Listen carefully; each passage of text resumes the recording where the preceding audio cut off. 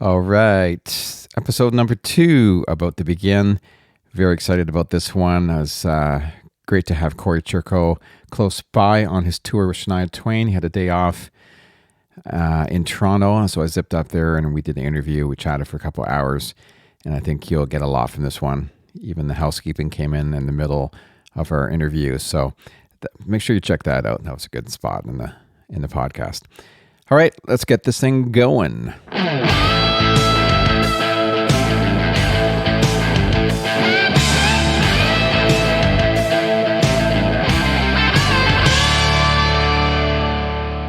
All right, we're here with Cory Churko, and friend from a long time ago, and it's great that he took time off his touring schedule to do this podcast. Thank you, Cory. No worries. Good to be here, Darren. Thank you. And for those of you who don't know, Cory's now currently on tour with Shania Twain and is the guitar player, fiddle player, multi-instrumentalist, and I guess you're the music director, right? Yes. Yeah, which is awesome. And we go back a long ways. I figured that maybe a good place to start is the beginning. Why not? Moose Jaw. Were you born in Moose Jaw? I was born in the Jaw. Were you? Yes. So how long did you live there? So I lived in Moose Jaw for about 17 years officially, but of course, when I was 12, I started going on the road with the family band. Yeah. So I was in and out of Moose Jaw on the road playing, week-long stays, each club. So, like myself, we grew up playing in a family band. So who all played in your band, in your family band? My dad Yeah. played guitar, piano, accordion when we needed that. Mom played bass. Yeah. That seems like a mom thing to do, right? Yeah. A lot of moms play. Because moms are the anchors of the families, right? Yeah, they lay it down. They lay it down. And Kevin, my brother, played drums. Yeah. And Kim played keyboards and would bust out the flute whenever we do some who's the guys that did Heard It in a Love Song? Oh, yeah. Marshall Tucker Band. Mess, right? Yeah. Now, did you have any other brothers and sisters? Well, we also traveled with my 2 younger brothers, but they were too young to be in the band, and they would come up on the Saturday matinees and do like Hang Down Your Head Tom Dooley or something. Yeah. And then they'd just go back, leave the bar, because of course we did most of our work in Ontario, where you're from. Yeah. You could play underage in those clubs. Yeah. And then you had to leave when you weren't on stage. So that's the kind of primarily places that you hit most of the time. You played a lot of bars and different things, but what else did you do besides that? That's where the focus was? Yeah, we started doing the weddings and the Christmas parties, that sort of thing. Did you do many dances? Well, we did. I don't know. What do you mean by dances?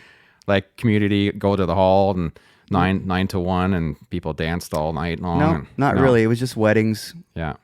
Mostly weddings. Yeah. And then when we got to be a certain age, because my dad was a music teacher in the schools, he actually quit his job at the school system and took us all on the road. Oh, that's cool. And we, did all our schooling on the road with us. Yeah.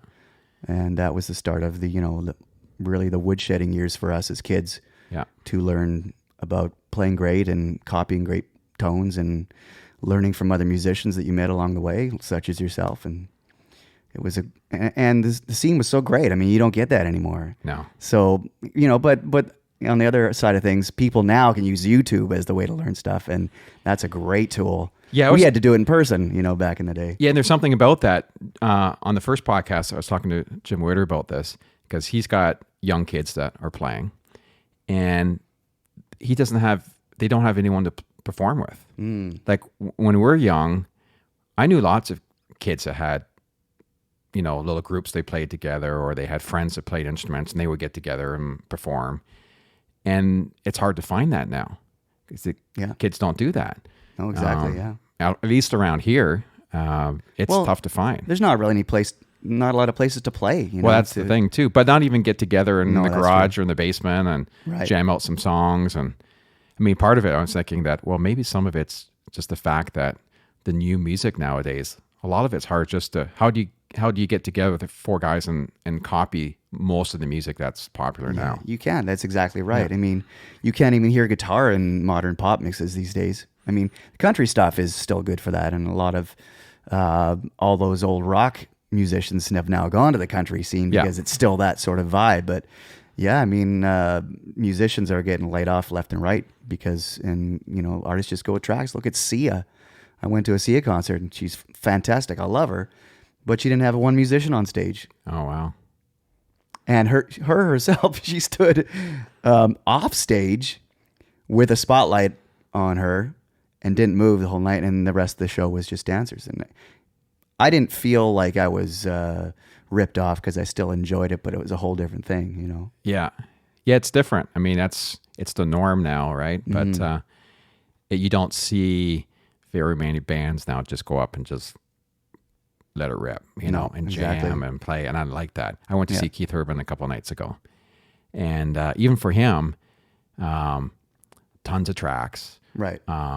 Which no issue with. But you could tell they felt constricted. Like I could see it. Like you could tell that, you know, they wanted to just let her rip for another bar or two, or another, you know, taking the round of solos, but you can't. Nope. Because you're locked in.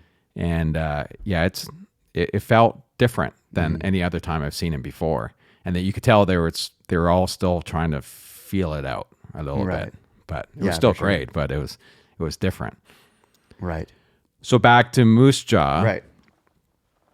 At what point did the family band thing, obviously at some point it kind of just moved on and you guys went different things, but what made that? My brother and I always were like, you know, we want to get out of the family band and start our own thing, right? Yeah. Break it more into a rock sort of scene and that. And my mom and dad said, yeah, that's fine, great, but you have to wait till you're finished your high school. Oh, yeah. Fair enough. So we toured with the family until we were done our grade 12. Yeah. And in my grade 12, because I was still doing On the Road at the time, I was not interested in doing any schoolwork at all. Yeah. So consequently, I would get like the bass player in the band who replaced my mom at a certain point. I get him to do lessons for me. His name's Shane Hendrickson, actually. He plays with Aaron Pritchett, yeah. He would be doing my social studies courses for me just so that I could have more time for music. Yeah. I'd say, well, you got to help me with this. And my brother would be doing like algebra because I was terrible at it. And I just managed to get through that. I always had good grades, but I just was clearly not interested in school. I was kind of the same way. Is that right? Like I got to 12 and I remember leaving the last day of school and not wanting to see anybody again. Almost. It was almost like that. They're all friends, but I was ready to move on. Everyone was going to college or university or whatever they were doing. And I got a gig in a studio, and that's where I was heading. Right. And I knew exactly, probably exactly the same as you. You knew exactly what you wanted to do. Totally. And school was in the way. Yeah. And it's interesting when people ask about post-secondary education, because I know a lot of people are very strict at, and I think for a lot of people, yeah. But then there's a lot of people, it's not needed. Right. They know what especially if it's something very artsy or music oriented, or you can just go right at it. And that's the best thing, especially at that age too. That's the age where you really, really learn. Totally. Yeah. Yeah, I think it's just whatever it is you have your sights set on. I mean, Billy Joel got a grade 8 education, and he did just fine. Yeah. A lot of learning in jobs these days comes on the job. Yeah. So if you have an idea what you want to do, you just get in there as an intern or whatever, and you just learn on the spot. Save yourself a lot of money. But of course, there are things like being a doctor or a dentist where you have to go to school. Or if you don't know what you want to do, school is a great way to sort of meet people and sort of find out, maybe. Or you could waste your money doing that too. Yeah, very true. I think what happens too is that when we're younger, because you were constantly having to learn stuff, right? You're teaching yourself. Mm-hmm. Do you find that just never ends? You always find yourself trying to teach yourself more and more and more and more. You just don't hit that plateau. And, I think a lot of people get in a job and they just, every day is the same or whatever, and they have no desire to push themselves further. Yeah. But I find myself, and I'm sure you're exactly the same, you constantly want to learn okay, how does this program work? How can I get a better guitar sound? How can I make this rig? It's already good. How can I make it better for the next time around? Or everything like that. I find that you constantly are learning and wanting to learn all the time. I think that comes right back from when you're kids and having to learn how to do that. Well, and it also comes from having an interest in something so much that you have to learn everything there is about it. Yeah. And knowing exactly what you want to do. It's so easy to do it because it's fun. Yeah. Learning, you could just spend your whole life pursuing the best guitar tone and never get bored. Yeah. Yeah, exactly. and never achieve it because, of course, every guitar player thinks the other guy's tone is way better than yours. So exactly. You're always chasing that. Yeah, it's like a snare sound. Unachievable thing. Yeah, exactly. So it's pretty cool that your parents were all, excited for you to branch out on your own and do your thing. And, I think that doesn't always happen as well either. So they were always very supportive. Of course, my dad didn't really want to see the end of the Churko family band because, he gave up a lot to put us out on the road and sort of go after his dreams and stuff. So, but we were too short-sighted to see that as kids, and we just, had to do what we wanted to do with our lives as well. And we had a lot of great years in the family, and you wouldn't trade it for a thing. And we, it's the reason why my brother and I, achieve so much in the music industry now is that education, being on the road and learning all that stuff and learning about harmonies and becoming valuable in so many different areas, not just learning one thing. So everything, we can attribute to that.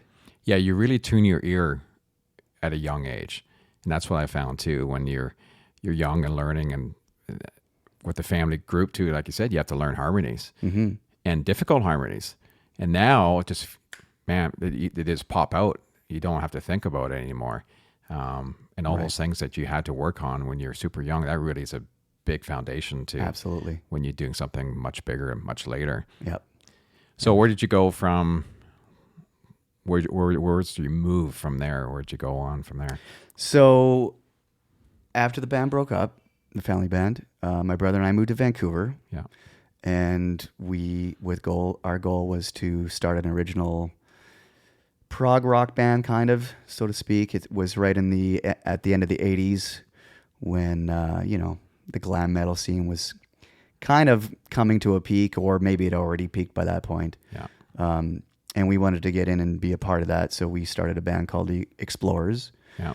And it was great. It was a very creative time in our lives. But of course, everyone knows you don't make a lot of money in original music, so we had to fund it the best way we knew how, and that was to do another cover band, which was the Underground Outlaws.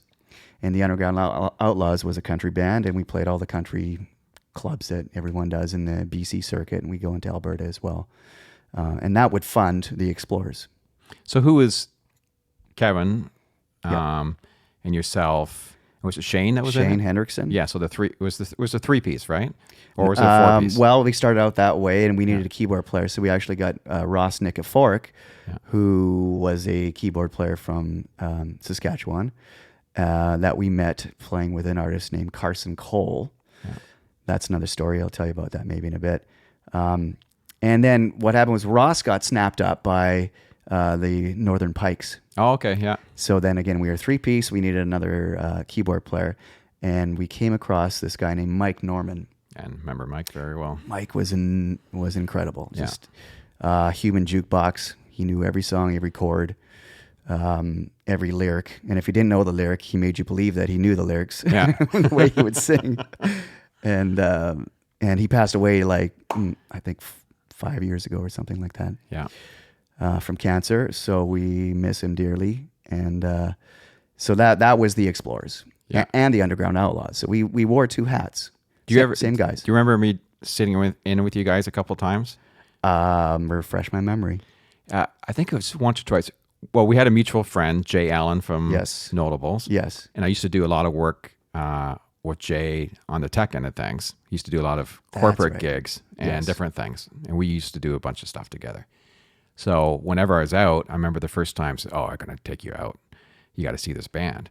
And that's the first time I saw you guys, the Underground Outlaws, play. And I don't remember where it was. It was a country club somewhere. And in Ontario or BC? No, in BC, in Vancouver. Yep. Yeah, and I think it was once or twice. You guys had me up, and I played a couple tunes. I can't remember what they were, but I remember. And you played fiddle. Yeah, Yeah. yeah. I would have played your fiddle. And, Right. It was probably the Boone County Club, I think it was. could have been. Yeah. Yeah. But yeah, you guys were awesome. Thanks. Like I remember, clearly. There's a couple of bands I remember. The Bobby Leland band. Do you ever remember Bobby Leland? I do, but I never saw them. Yeah, great. He's a great fiddle player, and he had these couple of great guitar players with him. I always used to go see them, and they were like for me, that was the thing when I was younger. But I remember going in my teens and then seeing you guys. It was like, yeah, these guys are really, really good. Thank you. Yeah, I remember that quite well. Yeah, so the Explorers, we recorded an album. We actually won a national band wars competition sponsored by Labatt Blue, and part of the prize was to go over to Japan and play at the Budokan for the international band wars competition, which we didn't win, but that was a lot of fun. And because we were playing so much as the Underground Outlaws, we had fans as a country band too. Yeah. And so we felt obligated to record a country record. Yeah. Which we recorded around the same time as the Rock Explorers record. So we had these two albums out with two different names, two different genres of music, and we toured at the same time with them. Yeah. So could you do like one night, one group, or one night, or do whatever you want? Yeah. Well, yeah. We'd never combine the two bands, unless it was just somebody came to an Underground Outlaw gig and wanted to hear an Explorer tune, we'd break it out. But we typically kept them very separate. We wanted them to be very separate.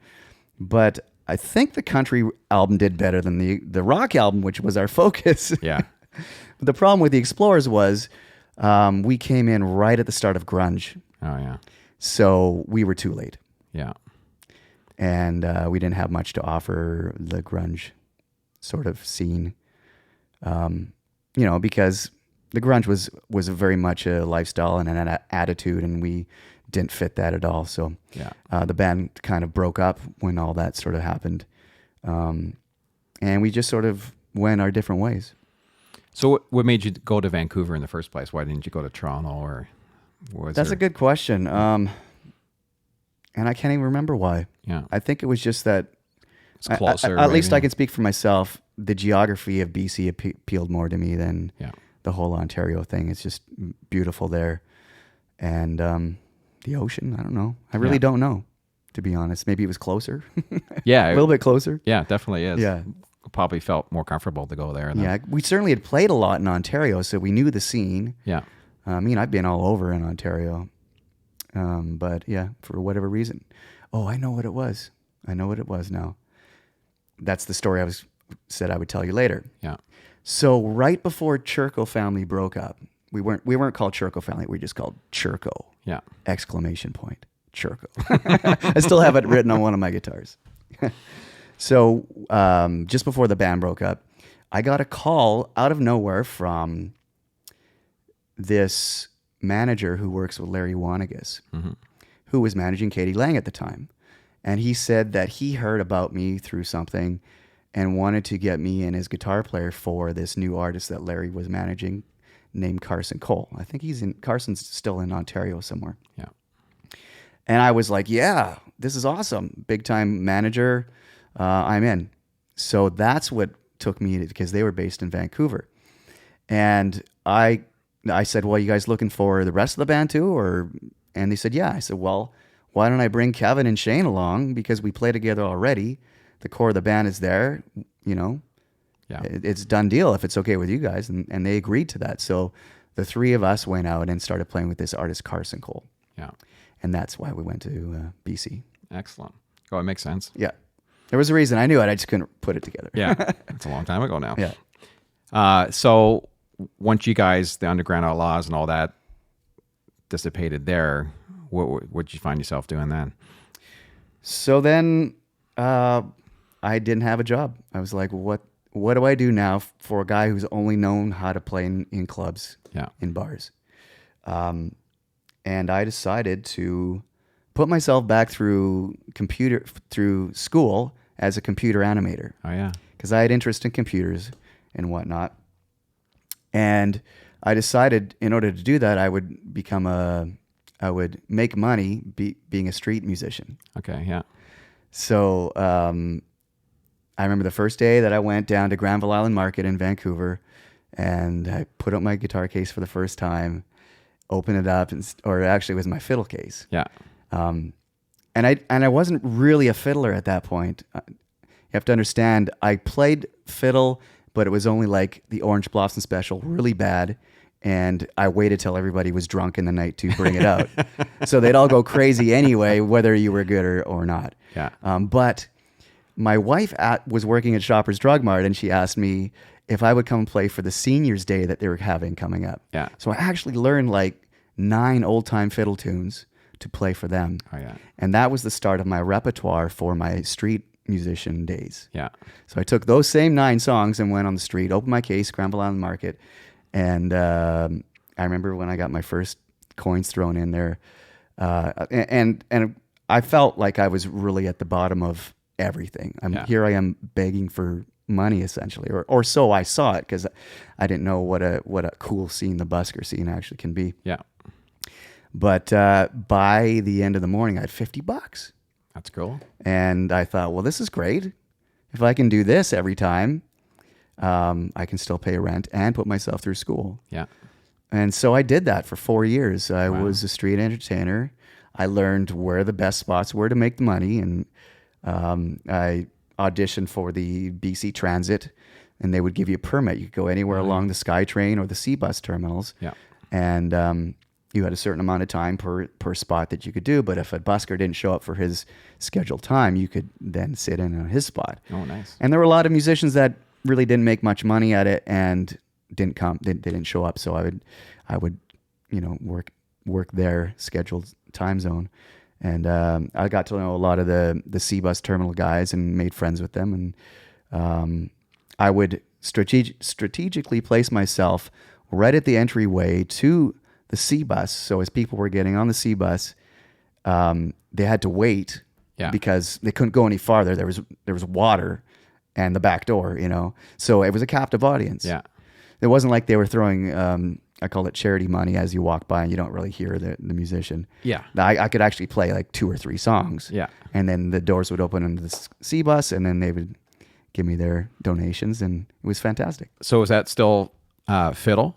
Or were you That was doing fiddle. Yeah. I broke out the guitar later on, and I had backing tracks. I had my like a MIDI keyboard that I actually won as part of the prize for the Band Wars competition. Yeah. That had a workstation built on it, so I could have drum tracks and a keyboard and a bass, and that's really all. They were really terrible tracks. Yeah. But that was kind of the start of my programming as well. So that must have been good practice for your fiddle chops. I had no idea what was to come. Yeah. The programming, the fiddle, the singing, all that stuff. Just being the frontman entertainer. I learned so much in that time. I didn't know where it was going. I thought it was just to provide a means to getting a job as a computer animator, which I did. Yeah. After I finished the course and graduated, I got a job immediately at Mainframe, which was they were doing a couple of animated shows for kids. One was Beast Wars Transformers. Oh, yeah. And one was Reboot. Yeah. I don't know if you remember Reboot, the blue skin people, and they lived inside a computer. And I think I remember that. yeah, so this company did that, and I got a job right away. And I thought, this is awesome. A lot of the same creativity that was in music, I was also using, but in a visual sense, in the animation and modeling worlds. So there I was in a new job. Thought I was turning my back on music, just having it as a hobby. I joined a band called Midlife Crisis with a bunch of insurance salesmen and actually started having fun in music again, just playing it as a hobby. Because I was really jaded playing the bars. Yeah. All people wanted to do was hear old time rock and roll, Sweet Home Alabama, and they were, smoky environments, drunk assholes. Yeah. And I was getting, mic stands bumped into my face as these guys would come up to the stage to, hey, play old time rock and roll, bunk. Yeah. And I was just really jaded. Wasn't having fun at all anymore. I couldn't see the point of it. Yeah. but then, I got with these insurance salesmen, and all we did was laugh and play tunes that we liked, and played for Cub Scouts, benefits. And I just saw one of those guys last night, actually, at a gig. And Awesome. yeah, so, got back into music sort of as a hobby, but it was working in a different field. I was on an entirely new path.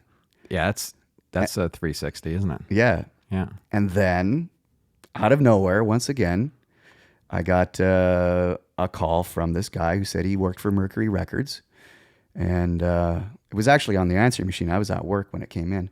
He said to call because he got my name. Somebody recommended me for an artist that he's working with.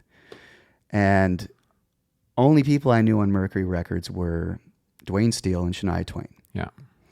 And I loved Dwayne, but I knew if it was for him, that I'd be getting back into the same environment that I just got out of. Exactly. Yeah. So it's not that I wasn't interested in playing with him. It's that I just didn't want to get back to that lifestyle. Yeah.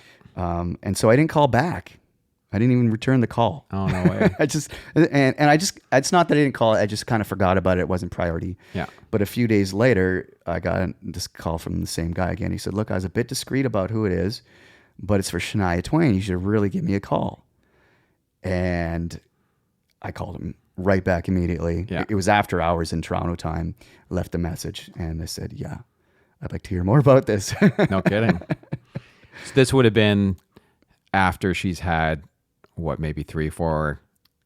Yeah, so the Woman in Me had come and gone. Whose Bed Have Your Boots Been Under? Yeah, all that stuff. Woman in Me, Out of Here, all those songs. Yeah. She never toured on that first album with Mutt Lange.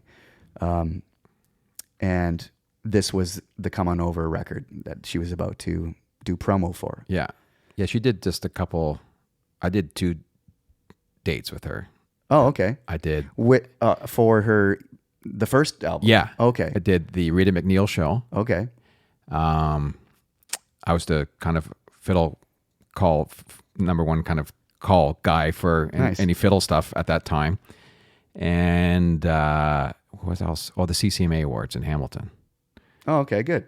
And they kind of came within 2 or 3 months of each other. I think one came from the other one, and that was it. But I remember was the Woman in Me out, or was it? Yes, because I remember on the Rita McNeil show, it was a medley of 2 or 3 songs, and Whose Bed Have Your Boots Been Under was one of the songs. I can't remember if we did the ballad or not, but I remember it was a medley. I think we did the same thing on both shows. But okay, cool. Yeah, that's awesome. Yeah, it was just one of those fill in type of things, right? I still remember. I tell the story every once in a while. It was on the Rita show. It was Rita's band. You remember that show at all? I do. Yeah, for sure. Yeah. Because it was a strange. I always found it a strange show. She was fantastic. I always loved Rita, but they had such weird guests. It would be like, "Hi, welcome to our show. I'd like to now have on the Smashing Pumpkins." It would be like, it just felt so weird seeing her introduce some of these bizarre acts from what she's, her type of music. Right.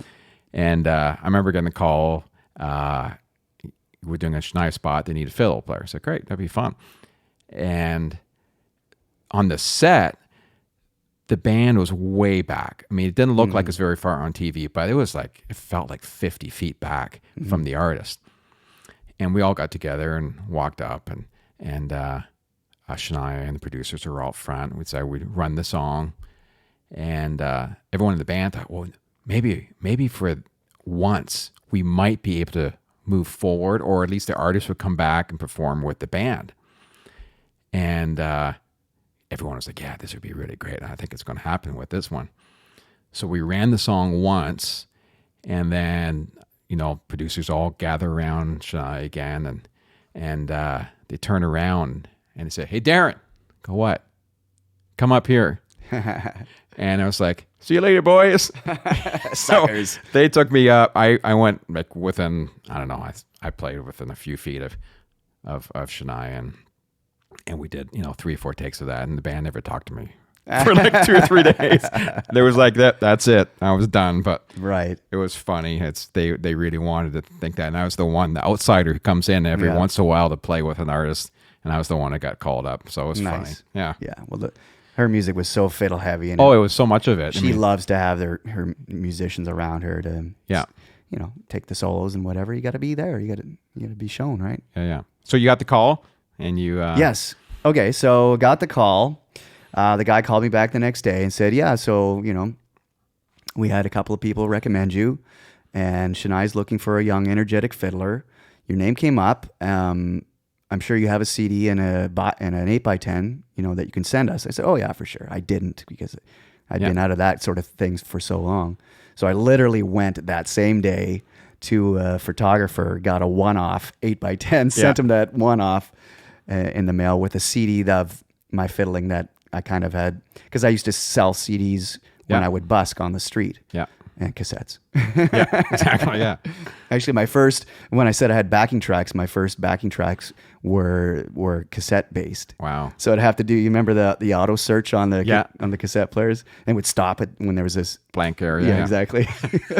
It took a long time. Someone would say, "Hey, yeah, play Devil Went Down to Georgia." I'd have to go. Hang on a second. That's great. Oh wow. So so I sent off a CD and my 8x10, and then went back to work as usual. Didn't think more about it. And then 2 weeks later, I got a call from the tour manager, and he said, "This is so and so, and Mutt and Shania have reviewed your package, and really like what they heard, and was wondering if you would come and play in the David Letterman show as an audition." No way. That's awesome. And I was like, "What?" And literally, like, I think they sent me the music a week later. I was in the middle of Times Square. My head was spinning. It was so surreal. Oh yeah. And I was with all these world-class musicians rehearsing to go play the David Letterman the next day. Yeah. And I remember, I didn't know where this was going to lead, but I already knew that I'd made it in the business just if I could do this one thing. Yeah. That would be enough for me. I could go back to animation and I would have a story to tell. Yeah. And I remember Mutt Lange was in the dressing room area, and I needed to get a picture with him, and with Shania. And I didn't realize how secretive and reclusive he was in the media sense. He never gets his picture taken, never agrees to it. And the management just about, they just about tackled me like, no. They're like, oh crap, what is this little kid doing? Asking Mutt Lange for a photo. Yeah. And Mutt says, oh yeah, for sure, no problem. Awesome. Got my picture with him. I didn't think twice about it until I learned later, that he shuns from all that stuff. He likes his anonymity and well, I probably realized it came from a real innocent place. I guess so. Yeah, for sure. And then of course, I got my photo with Shania that I showed her recently. It's like, this is the first day that we met. That's awesome. This big grin on my face, and she goes, "Oh, you're so cute." I sent you that picture of the two of us, right? Did I show you that one? No, I'll have I to didn't show see you it. that one. Oh, cool. I found this recently too. I had it at 8x10. It's from the CCMA Awards, and it's like I popped up on Instagram the other day, and it's funny because my hair. It's like I can't believe we You had the mullet. Oh yeah, Yeah, I think I do remember seeing this. Yeah, I think it's yeah. You had a crazy. sweet mullet. Oh yeah, it was gigantic. But what year was that? I was trying to figure that out. Did I have Bon Jovi hair then? Or did I have a mullet too? I don't know. I don't remember. Yeah, I can't find it. Anyways, we'll get back to that. No one you had a no super mullet. Yeah, that was pretty sweet. You should submit that to the mullet website. Is there a mullet website? Of course there is. Oh, great! I'll look that up tonight. There's a website for everything. Perfect. Yeah. So after the Letterman show, what happened after that? So then I went. They said that after that, Shania was going to look at all the musicians that she's played with to that point, review any video footage of other TV performances, and they'd get back to me on who she picks. Yeah. So I wasn't really expecting any more than that. Like I said, I had the story to tell. I played on David Letterman. A nice way to cap off a life of music, you know, Oh, yeah. or my life until that point. I was still only in my mid-20s or whatever. Went back to work, and, you know, everybody was like, yeah, we saw you. That was great. We love that move where you did that, you know, because none of my friends at computer, you know, at my office job knew me as a musician. So it was totally weird for them to see me in that. So did she have, for the Letterman, was her complete band? It wasn't part of Letterman's band at all, was it? Or it was all her band. All her band, yeah, good. Yeah.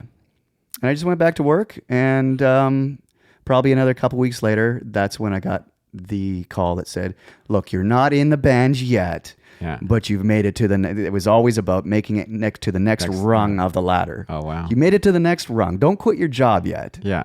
But we would like to get you out to start rehearsing for her tour. Yeah.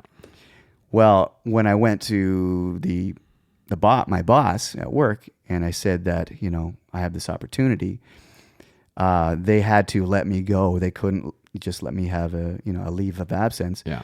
Because that industry at the time was so secretive. It's the tech industry. They didn't want the chance that I would be out there giving secrets away.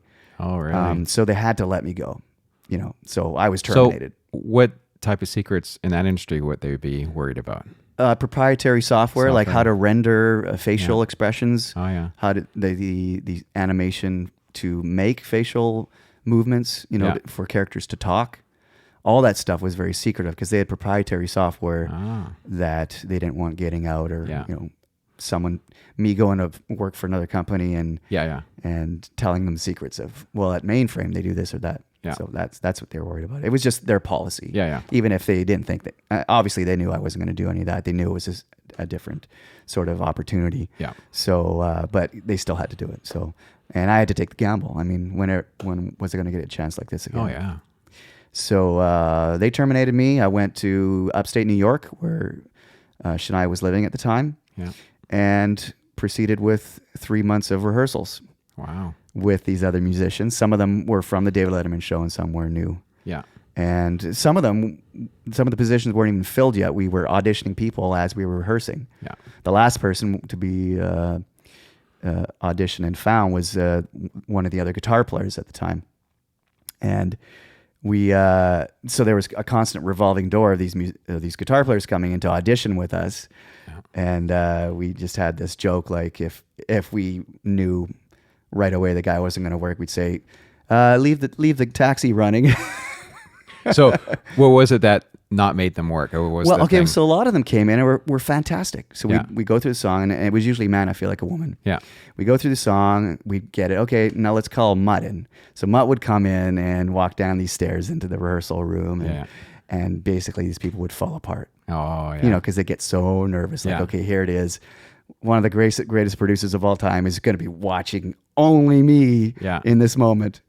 And, you know, and the Man, I Feel Like a Woman guitar part isn't hard. It's but it has a groove, right? Yeah. And a technique with the fingers. You can't just pick it or anything like that. Yeah. So he just wanted to make sure that was covered, and so that was the song that most of them auditioned to. And, you know, you could just tell that some of them weren't, you know, in the pocket. Yeah. Or they just fall apart. Yeah, get nervous about it. Yeah. One guy, you know, we asked, well, can you sing too? And he goes, oh yeah, fucking sing. Or we said, can you sing high? And he goes, oh yeah, fucking high. And he goes, oh! He literally did that. And then another guy said, you know, man, I'm just here to have fun. And he stuck licked a guitar pick and stuck it to his forehead. Oh, no way. That's great. So it was pretty fun. And then still the right guitar player couldn't be found. And then the bass player that was in the band at the time was an Australian. And he had a friend in Australia. And it was getting so close to the touring time that we're like, okay, we got to get this figured out. Yeah. So Mutt actually called this guy in Australia who was driving a car. You got to understand, this guy in Australia is like the biggest AC/DC band ever. Oh, yeah. Like, yeah. And he called, Randall Waller was his name, as he was driving down the highway. Yeah.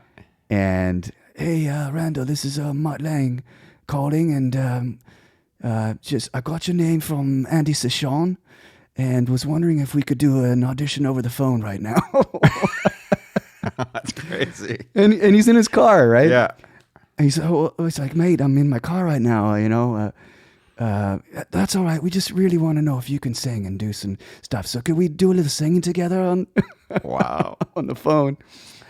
And they proceeded to do this little vocal audition over the phone, and the guy was good enough, and they flew him over, and we had already finished the band rehearsals, and he had to stay. He's way behind on learning all the songs. Yeah.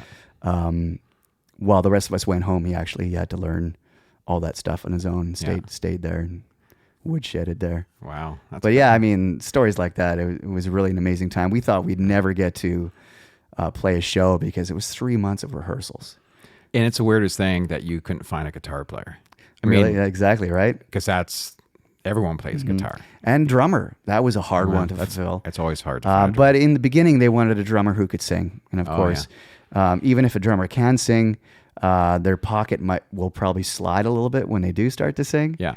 And that's what happened. And Mutt, of course, had such an ear for time that so many of the drummers would just, they'd make it through a couple songs and be like, yeah, thanks for coming.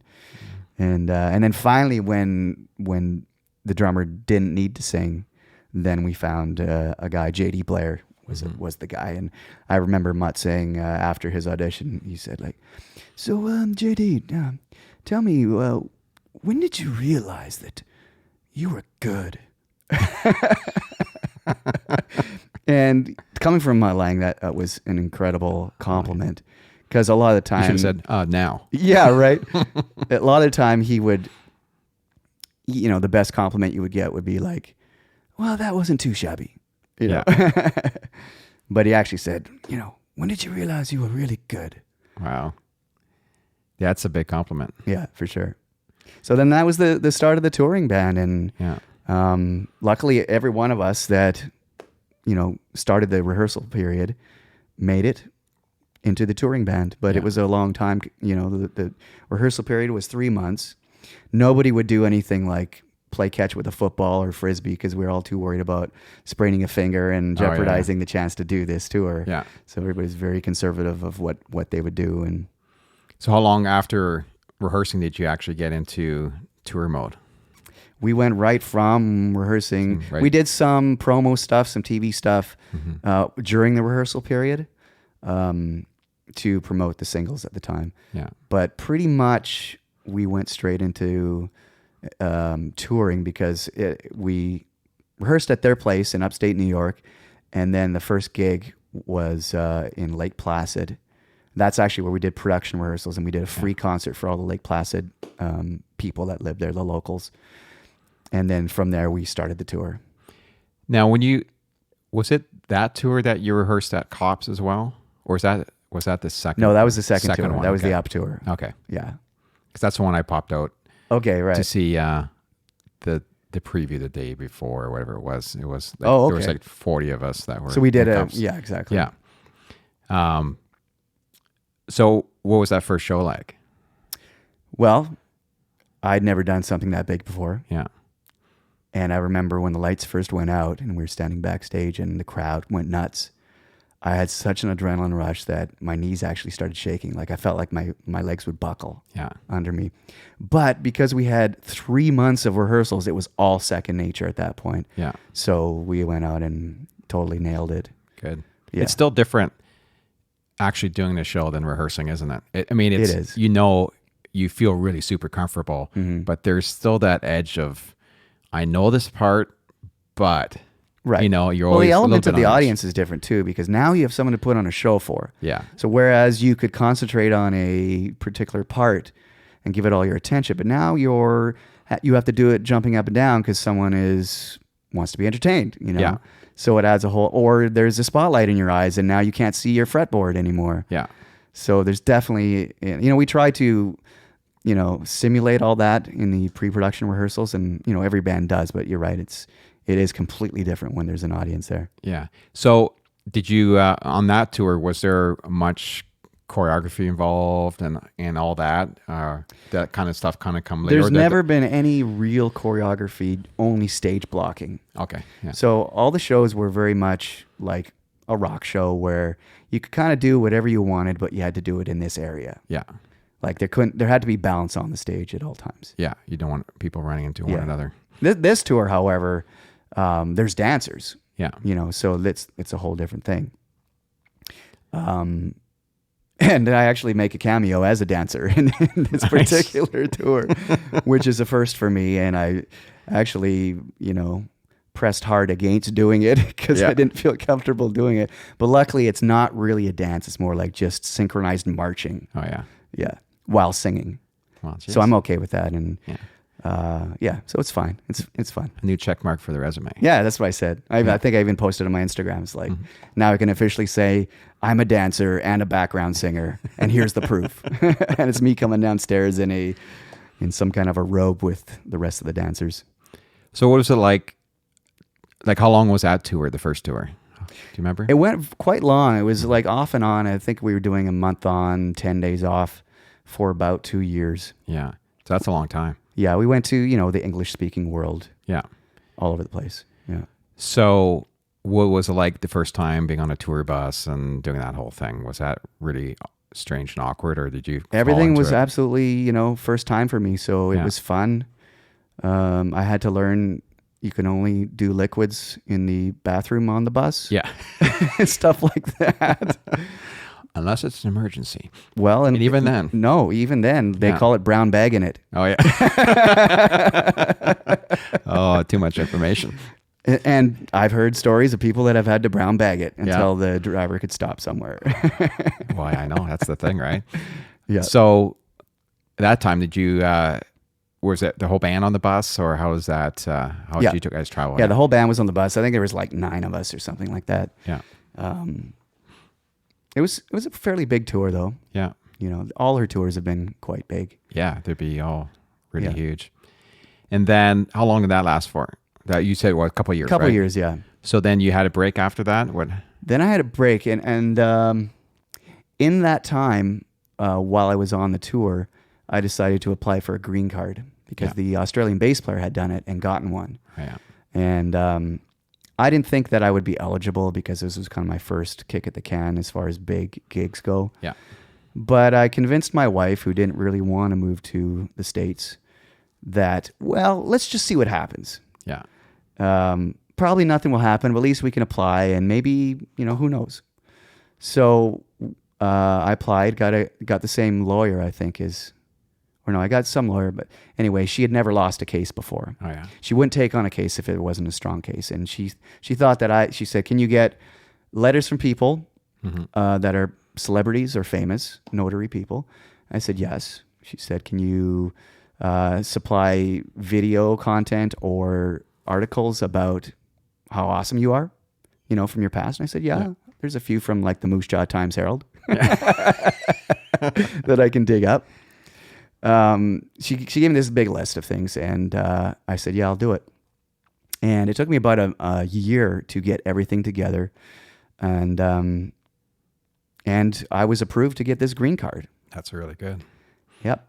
And so in order to keep a green card valid, you have to live 6 months and a day out of the year in the States. Yeah. So then I had to think, well, am I going to move out of Vancouver and move somewhere like LA or Nashville or somewhere? Or am I just going to move over the border from Vancouver? So I'm still close to Vancouver and all my friends, but I'm actually living in Bellingham, Washington or something like that. Yeah.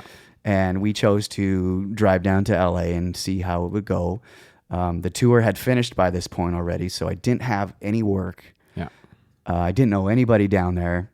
The only people I knew were the Shania people, and we were taking a break. There was no tour. There's not even a promise of any more tours or any more work from that point. So we were quite scared. But we drove down to LA, and we didn't have anything set up, no apartment, nothing. And I remember we pulled off the 101 freeway at Hollywood Boulevard. Hey, we're here. We're at Hollywood Boulevard. We're in Hollywood. Let's pull off here. Yeah. And of course, it was the middle of the night. And anybody that's been in that area, it's pretty shady. Like lots of drugs, lots of prostitutes, that sort of thing. And we pulled off the road and we're like, what the hell did we do? Yeah. We left beautiful Vancouver for what? We don't even have anything here. And we had a dog with us, and no hotels would take dogs. Oh, no. So, we pretty much had to smuggle our dog in, tell them we didn't have a dog. We just put a sheet over her and take her. She doesn't bark or anything. So that's kind of what we did for the first week until we found an apartment. Yeah. Of course, apartments don't take dogs either, we found out. Oh, yeah. Unless they're really lousy apartments. And that's what we lived in for the first year of being in LA.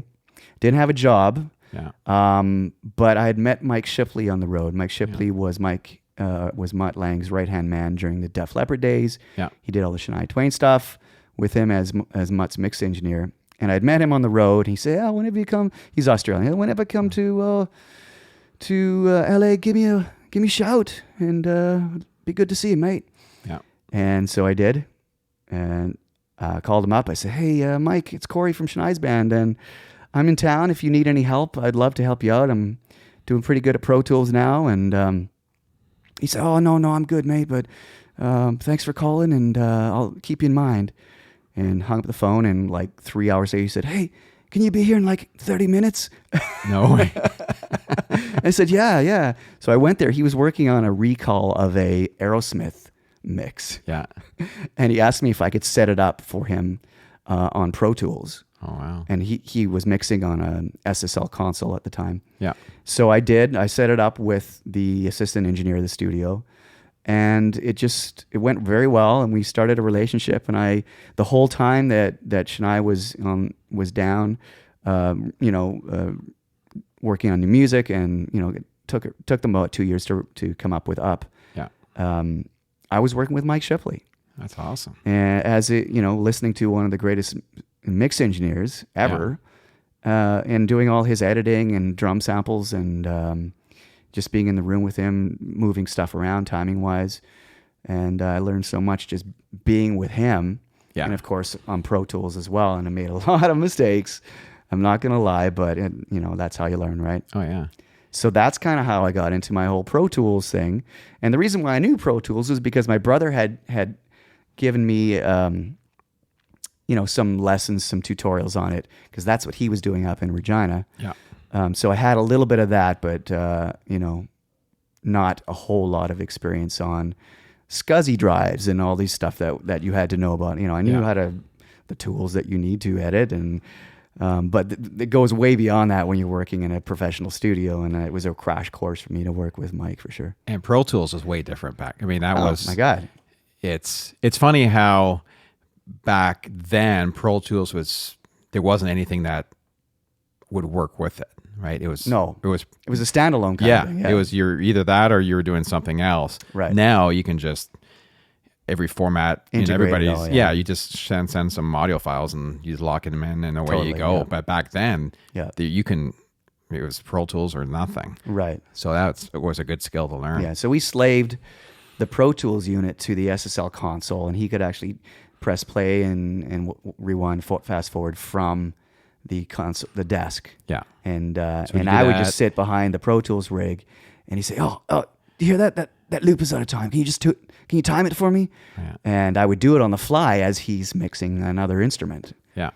So I had to learn. How would you be syncing back then? With like MIDI machine control or it was SMPTE. SMPTE. Okay. Yeah. Oh, I remember SMPTE. Yep. And we still use SMPTE, in the concert even. Yeah. All the lights are SMPTE'd to the main computer that we use. And all my, I shouldn't say that, all my presets for my guitar patches are all computerized. We don't have to step on a single pedal the whole night. That's nice. We can be anywhere on the stage. Yeah. And all our patches change for us. Excellent. Yeah, it's amazing. That's the way to do it. Yeah, for sure. It's a lot of pre-work, but... It is a lot of pre-work, absolutely, but makes it all worth it in the end. Yeah. And it's rock solid. I mean, I'll knock on this desk because you never want that stuff to go down, but it's pretty good. I mean, it probably goes down less, well, I'm going to say for sure, way less than a speaker would be blown on an amplifier or a tube would go down, so it's pretty cool. Yeah, I think nowadays it's...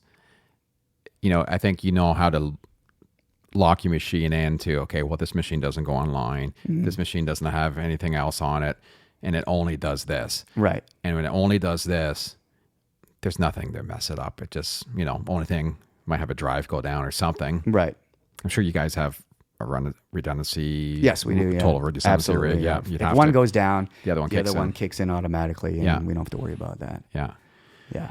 So then, up. working with Mike Shipley. Yeah. So then we got called to go mix the Up record. Yeah. Mike and I. So we flew to Switzerland and spent 3 months at Mutt's studio and Shania's studio working on the mixes for the Up record. And many people will know the Up record, there were 3 versions of the mixes. Yeah. There was a country version, a pop version, and the world version. I remember that now, yeah. Now, luckily, we had these Indian guys from the UK working on the world version, but Mike and I had to mix the country and the pop version. So it was 3 months every single day working on, what was there? There was 19 songs on that record. Yeah. So that's 38 songs you had to mix and do recalls for in a certain amount of time. Yeah. And so that was very exhausting time. Oh, I bet. One that I wouldn't trade for anything, but one that I probably wouldn't do again. So doing roughly the same type of thing. Doing exactly Pro what Mike and I tooling. were doing. Yeah. Doing all the Pro Tools. And working with Mike. Mike was pushing faders. I was adding effects and doing automated EQs, that sort of thing on vocals. So how did that work with Mutt? Were you guys on your own for a while? Then you come and listen? We would initially do the setup of the song, but Yeah. Mutt was there pretty much the entire time. Yeah. He really, I mean, there's no question. He is the mix engineer. We're the instruments. So he would be basically painting the picture. Yeah, exactly. Yeah, You know, his ears are so in tune, and he would just sit back there and focus in on different things. And his attention to detail really honed my ears because like I said, I had to figure out which he meant and which frequency in the vocal is barking out in that particular syllable of the word, you know? Yeah. And we had to dip that frequency when that syllable would go by. So it might be forget, my word might be forget, and only 4 needed to be EQ'd. So I had to automate the EQ on 4 and leave get alone. Yeah. Wow. So stuff like that. It was a long process, but it was so educational, and You get rock solid at that. oh my God. Yeah. And I don't do that. I mean, I do some of that to that same degree on the mixes that I do now, but Yeah. I would never get anything done if I had to do it to that same degree because, you know, you don't have as much time Yeah. these days. It's like people need things done in a day or they don't have a budget for a day. So Yeah. you have to do the best you can and try to apply what you can that you've learned and, you know, get on with it. Yeah. So when did your brother Kevin get into the scene there? Was that on that? Was not on that album? Right. So it wasn't that album. So while I was in LA cutting my teeth with Mike, my brother was in Switzerland working with Mutt as Mutt's programmer. Yeah. While they were writing these songs. My brother was programming these songs and programming them over and over again in different keys when they realized the key was wrong or something, or the tempo wasn't right. Tell me the story, because I've kind of heard the story from a couple people how he got the job. Was it the call in the middle of the night thing? Is that accurate? Near the end, this is exactly what happened. Near the end of the first tour, the Come On Over tour, I was sitting with Shania in a, just a casual setting. And she said, "Cory, you know Pro Tools, right?" And I said, I don't really know Pro Tools because I didn't at the time. Yeah. I was working in the PC environment. I think I was using Logic and Cakewalk or something like that. I said, you know what? I wouldn't feel, I said, I'm good with computers. I'm good with recording techniques, but I'm not really up on Pro Tools. I would hate to go there and waste Mutt's time. Yeah. I said, but my brother Kevin is only doing that right now. He's been doing it for the last 5 years. And he's amazing. I mean, this guy is a born engineer. We were recording multi-tracks on cassette decks back in the late 70s. Yeah. You know, and they flew him over. He met with Mutt, and that was it. They forged a relationship and spent the next 2 years together recording the Up record. Wow. As well as other things like Celine Dion and Britney Spears and the Corrs. Yeah. And in the same conversation with Shania, I said, but or actually it wasn't the same conversation. It was a subsequent one later on. I said, now that Kevin's got the gig, what would be awesome is if I came over with him and we tag team and we can do double the amount of work together. You know, because then I felt comfortable because then Kevin would be able to at least show me how to do stuff if I had a question. Yeah. And they agreed to it. So I went out there and worked on some Britney Spears stuff, some of the core stuff, and had Kevin as a resource to ask questions to. So I learned a whole lot about Pro Tools in those moments in the editing, the vocal editings, the vocal timings, the tunings. Auto-tune was just coming on the scene back in those days. Yeah. And so that also set me up for, I think we're going to have a visitor. Sorry. Is there anything you need for turn down housekeeping? I'm good, thank you. Okay. And you can put the do not disturb sign on my door, please. I forgot to do it. Thanks a lot. Okay. I'm not going to edit that. Take care. That is staying in. That's gold. Do you want to come and make an appearance on this podcast? No. No? Come say hi or something? For... Do you know anything about music? No? Do you know anything about music? Yes, of course. Who's your favorite singer? Michael Bublé, Canadian. Yeah, it's all right. Yeah, Adam Michael Bublé. Levine. Adam Levine? Yeah. Yeah, Maroon 5. He's good looking too, right? Yes, he is. Yeah. That always helps. Okay, enjoy Thanks a your lot. day. Yeah. Thanks. See you later. Awesome. That was funny. Yeah. I had a feeling that was going to happen. I saw this door start to shake and I'm like, oh no. Oh, no. We're in my hotel room right now in case anybody's wondering. Yeah. So, so the Chorus album, that was cool too. I love that group. Yeah, we did 3 songs Yeah. when I was there. Don't leave me breathless. Oh, yeah. On, Yeah. Go on. Yeah. We did that, and I forget the other 2, but and then we did the Britney Spears song on "Oops, I Did It Again." I can't remember. Closing my eyes, trying to think, but it was one of the ballads. It was a single on that record. I wouldn't be able to help you on that. No, okay, it doesn't matter anyway. I'm not able to pull those tracks out. Yeah, Britney Spears fans will know what I'm talking about. Yeah, exactly. So I did that, and I think I spent about 6 weeks to a couple months helping them out, and then I had to go back for some reason, and that's when I started, or maybe I was because I was moving to LA, I can't remember, but then I started working with Mike, so I had all those resources to help me in my studio phase of my career. Yeah. And then after we finished the Up record, mixing it, then of course she had to go back into promo mode. Yeah. Where she had to do the promo for the singles. And that's when I left Mike and started playing with her again. Yeah. For the Up tour. So that was a big tour as well. It was huge, yeah. So what was the difference between the first one and the second one, or what was the big difference in your... Well, the second one was in the round. So that was the first time I'd ever been in a stage in the center of the arena as opposed to on one end or the other. So it was a completely different, process. But otherwise, I mean, we went to the same places. Yeah. The same band. Were you involved more in that tour? I'm still a utility guy. He's playing a lot of guitar and fiddle and keyboards and mandolin, a lot of vocals. I should just say that the vocals that we did with that band were insane. A part of the 3 months of the original rehearsal period was just sitting in a room with Shania and Mutt going over the vocal parts. Yeah. Trying to keep our throat shape. I mean, Mutt said to me one time, he's like, you know why the Eagles are so good at their vocals? It's because they all have the same shape to their throats. Oh yeah. One guy's going one guy's going oh. They're all similar. Yeah. And that's what we had to learn how to do, and especially for the Australians because they already talk funny. Yeah.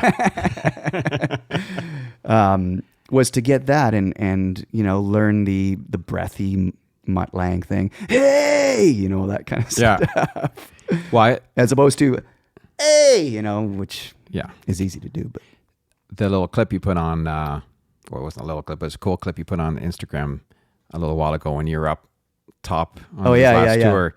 And the greatest part about that was actually hearing the part you were singing. I had no idea that mic would pick up my voice acoustically so much Yeah. in a loud arena like that. You know, it's like, holy crap, that's like, that was not a simple part. No. You were just like here, then bam, you're up. Right. Yeah, it was all over. It's like, wow, that's not easy. Yeah, I learned to sing high by watching Mutt and seeing what he does. And, you know, he kind of does a pinch. I call it the pinch. Yeah. And it's not falsetto and it's not chest. It's just like a pinch, and it helps you get to the high notes a lot easier. And yeah, so that's what I was doing in that video for those really high parts. Yeah. And then going back to the I'm gonna get you, you know, Yeah. the breathy sort of Mutt Lang thing. Yeah. Yeah, it was really cool hearing that. And anyone listening, if you haven't, go to Cory's Instagram page and scroll back a little ways, and you'll see that's what I found the most interesting part. First of all, it's like, holy crap, you're really up there. You're really high up on the Really It was high. like, wow. And all of a sudden, oh, cool, that vocal part's really awesome. Yeah, so we all learned. I mean, it was like going to school and getting paid Yeah. to that rehearsal time to learn all about, you know, the singing and the parts, and you know that's the first place where Mutt said to me, you know, Cory, you're playing really, really well, but you know, you're just like 10 milliseconds too late. If we could just move everything about you 10 milliseconds a little bit later, then it would be just right. Oh, really? So I learned that I was rushing everything, Yeah. like most guitar players do, you Yeah. know.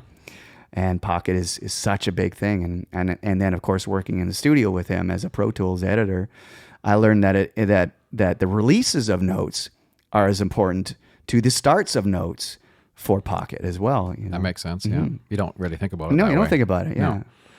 No. And I learned how to fix that in artists if Yeah. they don't deliver that to help a vocal performance as Yeah, well. Yeah. Awesome. So up finished. That was how big did that tour? There's another couple That was- years. Yeah, I think it was maybe a little bit shorter, but Yeah. yeah. And then after Up, it was like there was nothing. I was living in LA. I had bought a house. I still didn't know any more people because it was still the Shania people that I knew primarily. I didn't know Yeah. any other camps outside of that. So I was like, what am I going to do now? And for 6 months, I was having heart palpitations of anxiety, like I'm going to lose my house. I've got no work. Nothing is coming my way. What am I going to do? Well, so I started applying once again for traditional jobs, like working at Electronic Arts as an animator Yeah. on video games. Or I applied at Line 6 Yeah. to be a product manager. Oh, yeah. I remember that was the gig that was open. Yeah. Because they were down the street from where I was living, and I thought maybe my music career's done again, and I can work in somewhere where I can have medical benefits and a pension, you know. Yeah.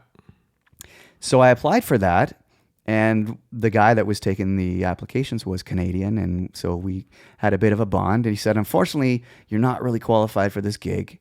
Sorry about that, but if I can do anything else to help you, I'll pass your name on, that sort of thing." So Yeah. I forget how long it was after that Kelly Clarkson's management, I think, contacted me out of the blue Yeah. and said that they got my number from the guy at Line 6. Oh, no way. When the guitar player went in and was talking to this guy, his name was Daryl Smith, Yeah. and said, "Hey, Daryl, Kelly wants to get 2 violinists for this next tour. Do you know any violinists?" And he goes, "Well, yeah, I know a guy who just is playing or played with Shania, and he was just in looking for work, so I'm sure he'd be all about it." Wow. So the guitar player then recommended me to the music director, and the music director called me, and then I got on the Kelly Clarkson tour Isn't that awesome? as a violinist. Once Yeah. again, here I am as a guitar player primarily, but it's the fiddle that's getting me through the doors. Isn't that weird? It Like really- the two big things. It was the fiddle that got you, It or really violin was. got you in. Yeah. And so when I was at my lowest point busking, for spare change Yeah. on the street, it was setting me up for, preparing me for to be able to do these gigs. Yeah. Now it's all clear, but at the time I thought I was over and a has-been. But so I got the gig with Kelly and went on her breakaway tour as a violinist. I only played 5 or 6 songs as a violinist. The rest of the night I stood on the side of the stage and just watched the band. Oh, yeah. And then, ironically, that same guitar player that mentioned me to the Line 6 guy was going to be let go. Like the 2 shows before the end of the tour. Oh, yeah. And it was too late to call in a guy to do auditions and get another guy in for 2 more songs. Or actually, it was 1 more show. So the music director said, you know, Cory, you were playing like guitar on the Shania tour as well, right? And I said, yeah. He goes, do you think you can play guitar for the whole show? And without batting an eye, I said, of course I can. Yeah. Although I was a little bit hesitant internally. I was like, oh shit, that's going to be a lot of work. But because I'd been standing on the side of the stage, I already knew the pace of the show. I knew the arrangements. Yeah. All I had to do was learn the parts. So I shedded for literally 4 or 5 hours learning these parts the day of the show. Wow. And I used the guitar player that was let go. I used his You just rig. Which I don't know if he knows or not, but now maybe he does after he listens to this podcast, if he ever does. Yeah. He was a great guy, actually. Actually, he was the one that befriended me first in the whole organization. Yeah.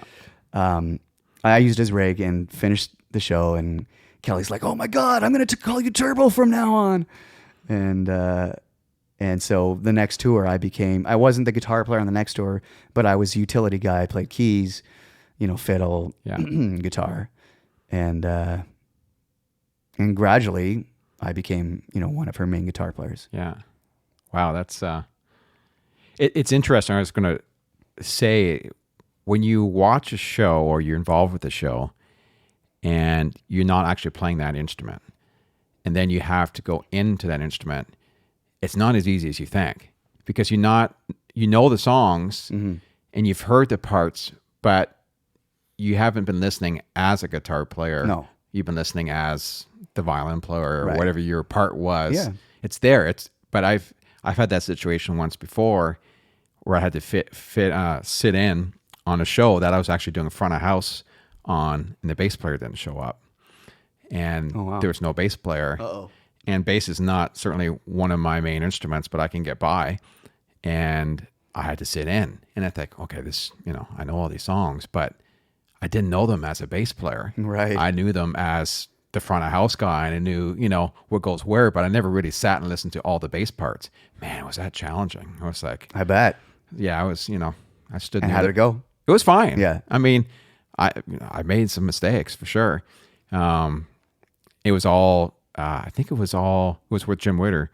We were playing somewhere in North Carolina, and his bass player got sick the day we were leaving. So we just left without him. Mm-hmm. And we drove there or flew, I can't remember what, but we finally got there, and I said, what are we going to do? We have no bass player. Mm-hmm. And no one talked about it on the way there, really.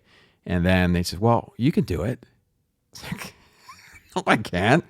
It's like, yeah, you can do it.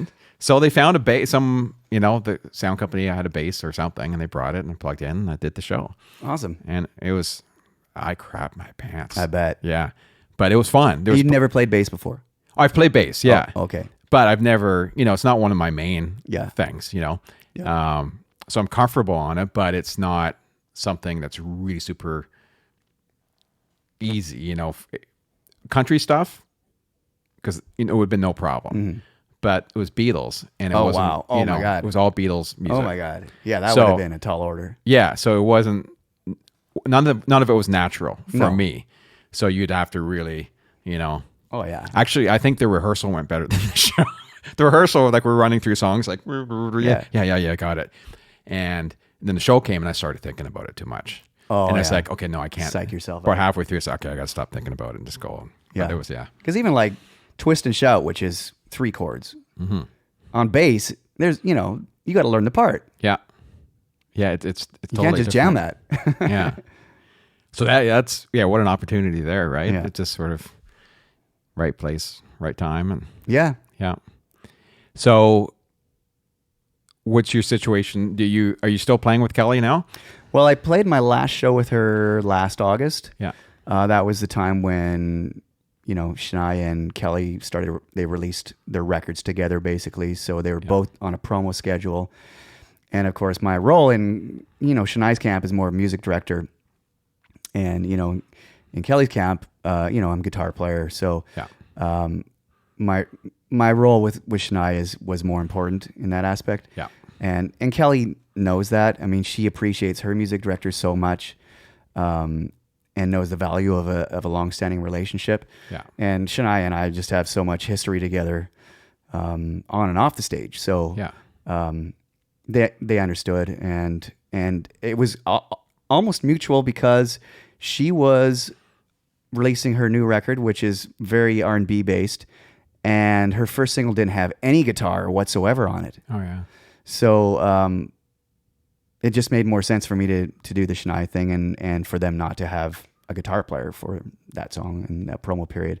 And it's now that I'm on a full-on tour, obviously they had to get someone to replace me. So I hope I can go back and play with those guys because I played with her for 12 years, and it's my second family. Yeah. But sure. I totally understand if they have someone that's working well, and I don't want to interrupt the flow of things. But Yeah. I'll explore that after this tour's done, and Yeah. we'll see what happens. So you sat in Vegas for a while too with Shania. I did. How long was that? That was a 2-year residency. It wasn't every month though. No. It was like 60 shows a year, so fairly easy pace. Didn't have to move there or anything like that. Yeah. Yeah. So you're still able to work with Kelly at that time. I was Yeah. actually a lot of the schedules were working out where I could jump on to Kelly and then go back when the gigs with Shania were. It worked out for a long time, but I think it was just getting a little too difficult to maintain both. Yeah. Now you have a relationship with Line 6 still, obviously. I do, yes. Yeah. So how did that come about? Same guy? No. On the first Shania tour, I used the pod, Yeah. the original kidney bean shaped pod, Yeah. as my amp. In fact, as simple as that sounds, I had a very complicated setup. I actually had the first tour I actually did use an amp. It was a Fender amp. The second tour I started getting into more, because I did know more Pro Tools at that time. I got a full-on Pro Tools rig to plug all three of the fiddles in. So, all three, Allison, Roddy, and myself, we plugged into Pro Tools. I plugged my guitar into a pod, which went into Pro Tools, and keyboards, I think. And it ran with SMPTE from the show computer and muted our microphones when we weren't singing. Oh, yeah. Because we had these headset mics, so we wouldn't get unnecessary bleed. Yeah. Actually, auto-tune would come on if there was a certain part where our fiddles were a little bit Cool. clunky together. It would, so I was able to use everything that you would use in a studio setting of Pro Tools live, Yeah. and it would just run in tandem to the SMPTE show computer. Oh, that's So it was like a mission control. Yeah. And it so worked you just very use all well. your plugins and you got I used create all your the sounds. plugins, Yeah. yep. So I go out of the pod into Pro Tools, and I use all the Pro Tools plugins, the compression, reverbs, and all that within Pro Tools. So it was pretty cool. Oh, that's and I slick, did yeah. that for a lot of other tours, including a Kelly tour before. And now I don't do that as much because it gets taxing on your gear. Oh, It costs a lot of money for the Pro Tools hardware, the cards and all that, and they get shook around a lot. Yeah. And plus the technology within the gear themselves, like the current version of the pod is called the Helix. Yeah. And it's like mission control right within itself. There's so many matrix routing capabilities, effects, DSP power, preamps and plugins, and all within one box that you can carry on in that backpack right there. I'm pointing to. I can carry that on my plane on a plane ride as carry on, and all that power is on your back. You can carry it around from gig to gig. So I don't have to do that anymore. But I still, a lot of the stuff that we do is automated. Like I said, the MIDI changes are all automated for my patches. None of us have to hit pedals anymore, including wah. Even when I play with Toque, I don't have to hit my wah pedal ever. Yeah. It just goes automatically. I put MIDI data in, and it plays along with the show computer, and it's so liberating to just be able to play. It's neat with on a much smaller scale, but kind of the same idea. And our theater at home, when we do our family shows, because we're not doing the family shows, I'm the tech guy, and I do all the lighting and everything. and we don't have another guy.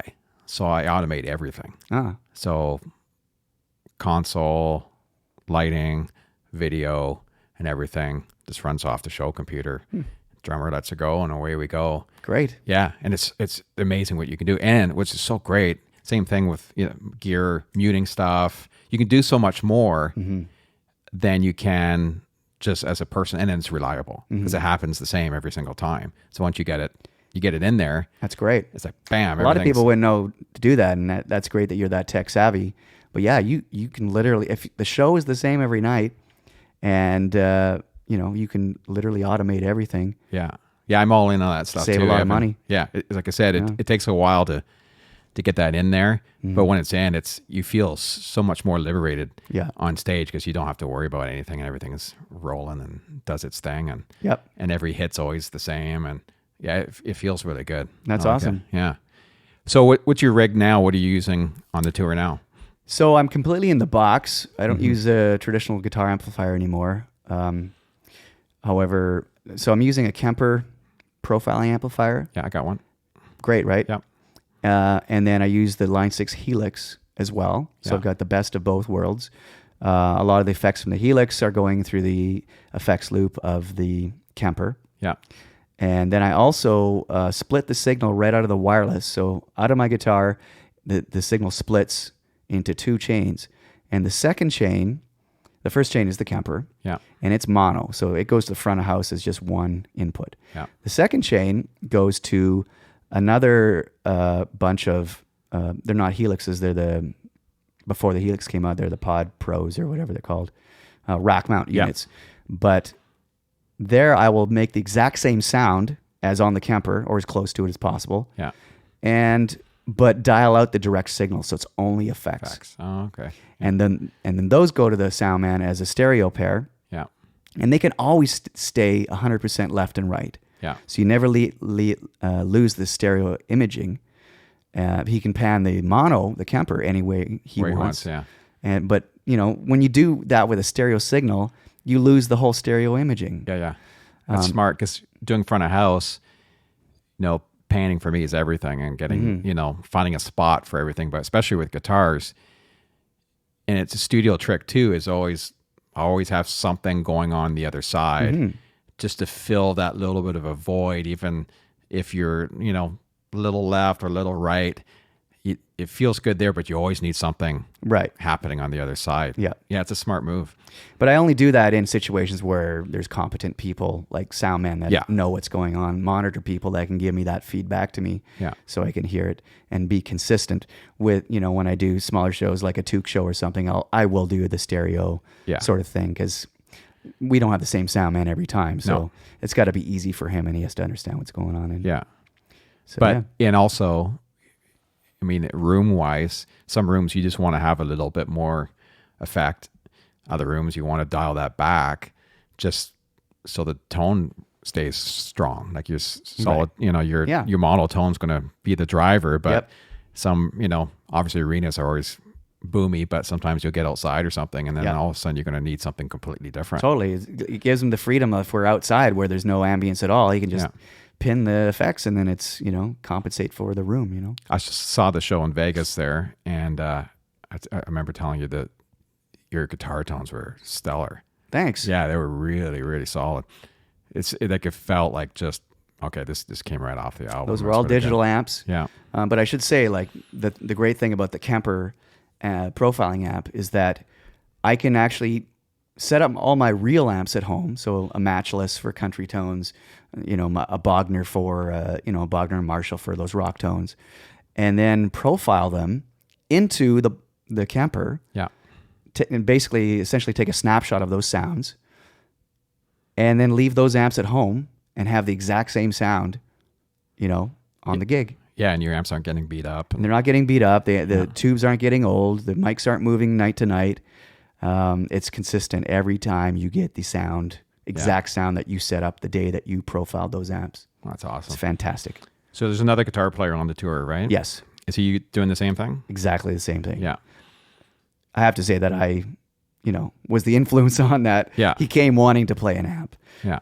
But I convinced him to do this. I said it's good for the sound, man. It's good for consistency. It's good because we can do the MIDI program changes to allow him to be free. It's harder to do that with a real amp unless you get like a MIDI, effects loop that will turn your effects on and off for you. So, and after he heard the sounds, he's like, yeah, that sounds amazing. Yeah, it's hard to turn that down. It's really convenient. They've really come a long ways. Totally. You got a young band. And it's Young. Yeah. Yes. Good players.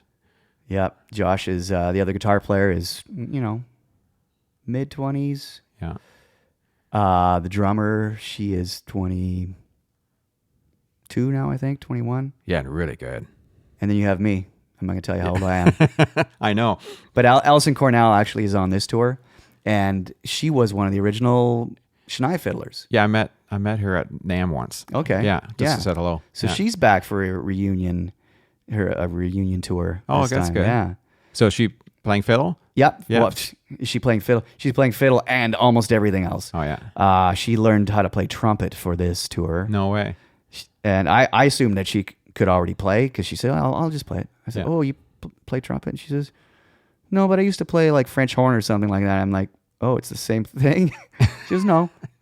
But, I can apply some of the techniques to it. Yeah. And so she got a trumpet, and now she's playing trumpet live on one song. Nice. And same as accordion. She plays accordion. She plays bass guitar on one song. Wow. And, of course, her fiddle duties. And she plays guitar. Yeah. Excellent. So what's your schedule like now when you're on tour? What's your typical day like when you're doing a show? Show day will be like arrive at the venue around 3 or 4, sound check at 5:30, eat some food, relax for an hour, pull out the hairdryer, put the mousse in the hair. And do it. Yep. And then do the show. So probably sound checks aren't that long, or no. Everything, because everything is so consistent with Yeah. the way everything's set up, we just make sure that stuff works. So we'll do half of one song and then half of another song. Yeah. That's it. Yeah. Yeah. I'm sure your front of house guy can do virtual sound check. Yeah. Pretty easily. Yeah, every night is recorded. So he usually starts by playing the night before. Yeah. The tracks from the night before, and then Especially when you guys are all campers and yeah, exactly. and all It's that, going to be really. exactly the same. Yeah. Unless we make a mistake. Yeah. But the tones are going to be exactly the same. Yeah.